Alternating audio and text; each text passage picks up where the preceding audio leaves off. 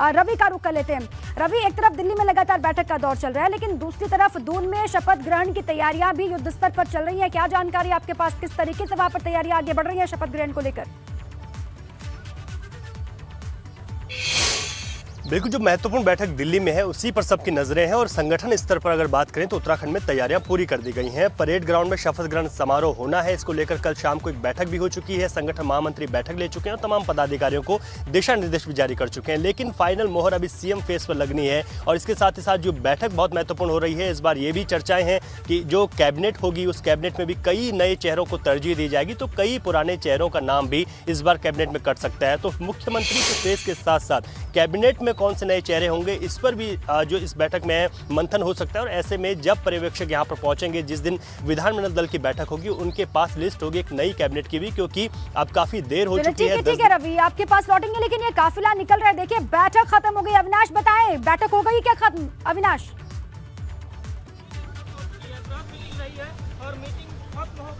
जी देखिए दीपा, अगर बात करें तो ये तमाम सारी गाड़ियों का जो काफिला है वो यहाँ से निकल रहा है और यहाँ पे तमाम सारे जो नेता आए थे वो अब यहाँ से निकल के जा रहे हैं, यानी कि बैठक खत्म हो चुकी है। हालांकि अभी ये पता करना होगा कि क्या बातचीत हो चुकी है या फिर अभी एक दौर की बैठक और होनी है, इस पर अभी फिलहाल कुछ कहना जल्दबाजी होगी। लेकिन जो अभी बैठक चल रही थी वो खत्म हो चुकी है और यहाँ से तमाम सारे नेता निकल गए हैं और यहाँ से निकल के सब एक साथ निकले, यानी कि पूर्व मुख्यमंत्री चाहे रमेश पोखरियाल निशंक हो, चाहे त्रिवेंद्र सिंह रावत हो, इसके अलावा कार्यवाहक मुख्यमंत्री पुष्कर सिंह धामी हो या प्रदेश अध्यक्ष मदन कौशिक हो, सभी यहाँ से अब निकल चुके हैं। लेकिन अभी भी गृह मंत्री अमित शाह के घर पे पार्टी के राष्ट्रीय अध्यक्ष जेपी नड्डा मौजूद हैं, पार्टी के राष्ट्रीय संगठन महासचिव बीएल संतोष मौजूद हैं, यानी कि जो तमाम सारे मंथन है शीर्ष नेताओं के वो अभी चल रहे हैं। भले से राज्य के नेताओं से उनके फीडबैक ले लिए गए हों और उनसे जान लिया गया हो कि आखिर उत्तराखंड की कमान किसको सौंपी जाए और किस तरीके से आगे वो राज्य को ले जाए, लेकिन जो बड़े शीर्ष नेता हैं वो अभी भी एक साथ बैठे हैं, यानी कि गृह मंत्री अमित शाह, पार्टी के राष्ट्रीय अध्यक्ष जेपी नड्डा और राष्ट्रीय संगठन महामंत्री बीएल संतोष,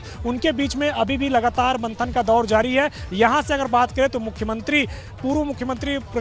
रमेश पोखरियाल निशंक, इसके अलावा त्रिवेंद्र सिंह रावत के साथ साथ कार्यवाहक मुख्यमंत्री पुष्कर सिंह धामी निकल चुके हैं, लेकिन अंदर अभी बैठकों का दौर जारी है। अब जो महत्वपूर्ण जानकारी है वो ये है कि यहां से सभी नेता निकल के अपने अपने आवास पे गए हैं, कार्यवाहक मुख्यमंत्री उत्तराखंड सदन पे गए हैं, लेकिन यहां पे जो शीर्ष नेता है उनकी बैठक लगातार जारी। जो हमारे सूत्र बता रहे वो यही है कि इनसे फीडबैक तमाम तरह लिया गया है और हो सकता है कि प्रधानमंत्री नरेंद्र मोदी के साथ भी अभी पार्टी के शीर्ष नेता बैठक करें, जिसमें अंतिम सहमति बनाने की कोशिश की जाए और प्रधानमंत्री का जो दिशा निर्देश होगा उसी दिशा निर्देश के तहत नए मुख्यमंत्री का चुनाव होगा। लेकिन यहाँ पे जितने भी राज्य के नेता थे वो राज्य के नेता अब यहाँ से निकल चुके हैं, लेकिन केंद्रीय आला कमान का मंथन अब जारी है और सभी लोगों ने अपना अपना फीडबैक दे दिया। जाहिर तौर से बात है कि कार्यवाहक मुख्यमंत्री पुष्कर सिंह धामी दोबारा जहां सत्ता चाहते हैं, दोबारा जहां मुख्यमंत्री बनना चाहते हैं, वही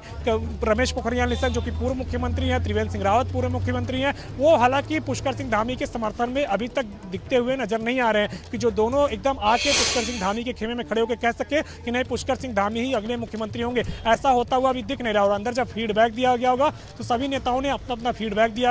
दिया है और प्रदेश अध्यक्ष मदन कौशिक ने भी अपना फीडबैक दिया है और सभी नेताओं से फीडबैक लेने के बाद उनको वापस भेज दिया गया है। लेकिन अंदर पार्टी के जो शीर्ष नेता हैं उनकी बैठक अभी भी जारी है। गृह मंत्री अमित शाह के घर पे अभी भी पार्टी के राष्ट्रीय अध्यक्ष जेपी नड्डा मौजूद हैं और इसके अलावा अगर बात करें तो राष्ट्रीय संगठन महासचिव बीएल संतोष भी मौजूद हैं। तमाम सारे जो उत्तराखंड के नेता थे वो जरूर यहाँ से निकल गए हैं और यहाँ से निकल के अगर बात करें तो उत्तराखंड सदन गए हैं। हालांकि अभी ये भी कहा जा सकता है कि एक दौर की हो सकता है बैठक और हो, चूंकि ये बैठक इतनी जल्दी समाप्त हुई है, चूंकि भारतीय जनता पार्टी में परिपाटी रहेगी जब भी कोई बैठक होती है तो विस्तृत चर्चा होती है, विस्तृत बातचीत होती है, तो लिहाजा ऐसे में जब ये यहाँ से इतनी जल्दी निकले, यानी कि तकरीबन 1 घंटा ये बैठक चली है, तो हो सकता है कि इनको अभी कहा गया हो कि आप इंतजार करिए, फिर से आपको बुलाया जाएगा, फिर से आपसे बातचीत की जाएगी। तब तक पार्टी के जो तमाम सारे शीर्ष नेता हैं वो आपस में मंथन कर रहे हैं कि राज्य की सत्ता दोबारा किसको सौंपी जाए, क्या पुष्कर सिंह धामी को सौंपी जाए या फिर किसी अन्य नेता को सौंपी जाए, क्योंकि संभावनाएं राजनीति में हमेशा बनी रहती है और जब तक नाम न घोषित हो जाए तब तक हर व्यक्ति अपने अपने नाम के लिए लॉबिंग करता रहता है, अपने अपने लिए तमाम तरीके से नाम को आगे बढ़ाता रहता है। और यही कारण है कि जिस तरीके से उत्तराखंड राज्य में सियासी समीकरण उभरे हैं, अगर पुष्कर सिंह धामी विधानसभा चुनाव जीत जाते तो इसमें कोई शंका नहीं थी कि वो दोबारा से राज्य के मुख्यमंत्री ना होते, फिर पूरी तरीके से श्योर एंड सर्टेन था कि राज्य के दोबारा मुख्यमंत्री वही होते। चूंकि चुनाव वो हार गए हैं तो ऐसे में तमाम सारे नेता अपनी अपनी भी संभावनाएं तलाश रहे हैं, अपने अपने लिए भी लॉबिंग कर रहे हैं। और उत्तराखंड ऐसा राज्य रहा है कि जहां पे सीएम के खिलाफ कई बार लॉबिंग होते हुए दिल्ली में देखी गई है। और यही कारण है कि 2017 से 22 के बीच में भारतीय जनता पार्टी को 3 मुख्यमंत्री बनाने पड़े। तो लिहाजा इस बार ऐसा मुख्यमंत्री बने जो तमाम सारे नेताओं को साध सके, तमाम सारे नेताओं को साथ में लेकर चल सके, संगठन और सरकार के बीच में समन्वय बना सके, तमाम सारे विधायकों की भी सुनवाई करे। चूंकि वहां पे कई सारे विधायकों की भी ये शिकायत रहती है कि उनकी सुनवाई मुख्यमंत्री नहीं कर रहे हैं, तो उनकी भी सुनवाई करे और संगठन के बीच में भी समन्वय स्थापित करके रखे, जिससे कि 2024 का जब लोकसभा चुनाव आए तो वहां पे बेहतर परिणाम दिला सके। और यही कारण है कि अब यहां पे दिल्ली में ये चिंताएं बढ़ गई है कि राज्य का अगला मुख्यमंत्री किसे बनाया जाए, क्योंकि पुष्कर सिंह धामी जिस तरीके से खटीमा से चुनाव आ रहे हैं, कई सारे लोग जो खुल के कह रहे हैं, कई सारे लोगों में अगर बात करें तो 6 से 7 लोग ऐसे हैं जो खुल के कह रहे हैं कि पुष्कर सिंह धामी को दोबारा से मुख्यमंत्री बनाया जाए। लेकिन कई सारे कद्दावर नेता पुष्कर सिंह धामी के नाम लेने से बच रहे हैं। तो कुछ विधायक भी खुल के आके कह रहे हैं कि 4 बार के विधायक है, 5 बार के विधायक है, उनको सीएम बनाया जाए। तो ये तमाम सारी अब जो बातें हैं वो निकलकर आला कमान तक पहुंच चुकी है। अब आला कमान को इसमें ठीक है अविनाश, देखिए अनुभवी जो तमाम चेहरे हैं, जो अनुभवी हैं, वो भी कतार में खड़े हैं। वो चाहते हैं कि अपना अनुभव उनको उनके अनुभव का फायदा मिले। और दूसरी तरफ युवा चेहरे हैं पुष्कर सिंह धामी, जिनको भी उम्मीद है, भले ही वो खटीमा से चुनाव हार गए हों, लेकिन वो फिर से अपनी दावेदारी पेश कर रहे हैं और वो फिर से चाहते हैं कि उनको कमान मिले।